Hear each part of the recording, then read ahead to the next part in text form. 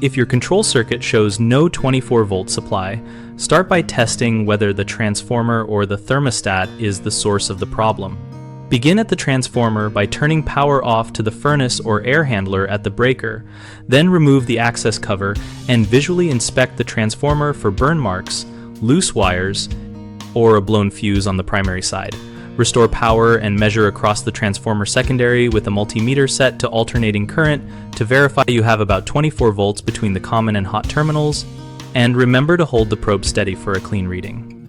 If the transformer reads correct voltage but the control circuit is still dead, next bypass the thermostat by connecting the red wire to the white call for heat wire to see if the system energizes.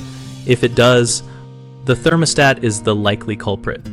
If bypassing the thermostat does not restore 24 volts at the furnace, measure voltage at the thermostat base and at the furnace terminals to locate an open conductor or loose connection in the wiring run.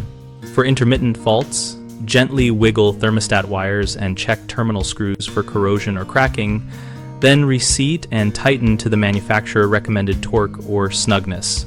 When swapping thermostats for confirmation, use a known working battery-powered non-programmable thermostat and repeat the bypass test to rule out thermostat electronics or incorrect wiring configurations. Common mistakes include assuming a dead thermostat means a dead transformer, which can be avoided by measuring at the transformer first. Another error is testing with the system power off or with the multimeter set incorrectly so you get no reading. So always power the system and set the meter to alternating current for this test.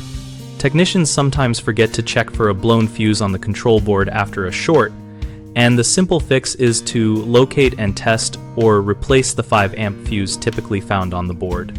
Finally, people often overlook poor wire connections or crushed cable in walls, which you can catch by measuring voltage at both ends of the run and inspecting visible sections of wiring, repairing or replacing damaged sections as needed.